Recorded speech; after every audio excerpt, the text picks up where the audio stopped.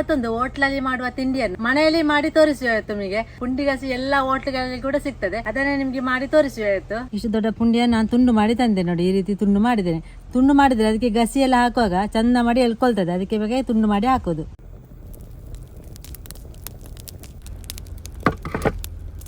ಎಣ್ಣೆ ಸ್ವಲ್ಪ ಹಾಕು, ಒಂದು 2 ಚಮಚದಷ್ಟು ಸಾಕು, ಜಾಸ್ತಿ ಬೇಡ. ಒಂದು ಈರುಳ್ಳಿ, 1 ಟೊಮೆಟೊ, ಉಪ್ಪು ಕೂಡ ಸ್ವಲ್ಪ ಹಾಕುವ, ಜಾಸ್ತಿ ಬೇಡ, ಮತ್ತೆ ಬೇಗ ಮೆತ್ತಗೆ ಆಗ್ತದೆ ಉಪ್ಪು ಕೂಡ ಈಗಲೇ ಹಾಕಿದರೆ. ಇದಕ್ಕೆ ಸ್ವಲ್ಪ ದೊಡ್ಡ ಮಸಾಲೆ ಹಾಕುವ, ಜಾಸ್ತಿ ಬೇಡ, 1 ಚಮಚ ಸಾಕು. ಸ್ವಲ್ಪ ನೀರು ಹಾಕ್ತೇನೆ.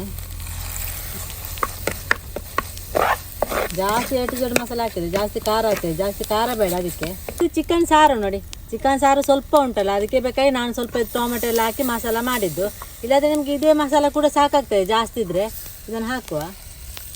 ಮತ್ತು ಬೇರೆ ವೆಜ್ ಗ್ರೇವಿ ಕೂಡ ಆಗ್ತದೆ. ಸರಿಯಾಗಿ ಕುದಿ ಬಂದ ಮೇಲೆ ಈ ಪುಂಡಿಯನ್ನು ಹಾಕುವ.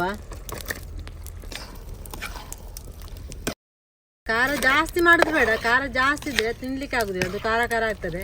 ಇದು ಖಾರ ಇಲ್ಲ. 1 ನಿಮಿಷ ಕಡಿಮೆ ಊರಲ್ಲಿ ಕುದಿ ಬಂದ್ರೆ ಆಯ್ತು. ಪುಂಡಿಗಸಿ ಮಂಗಳೂರಿನ ಹೋಟ್ಲಲ್ಲಿ ಎಲ್ಲ ಹೋಟ್ಲಲ್ಲಿ ಕೂಡ ಸಿಗ್ತದೆ. ಯಾವ್ದಾದ್ರು ಪದಾರ್ಥ ಇದ್ರೆ ಅದಕ್ಕೆ ಪುಂಡಿ ಮಾಡಿ ಹಾಕಿದ್ರೆ ಆಯ್ತು. ಇದೇ ರೀತಿ ನೀವು ಸೊಮ್ಮೆ ಮಾಡಿ ನೋಡಿ.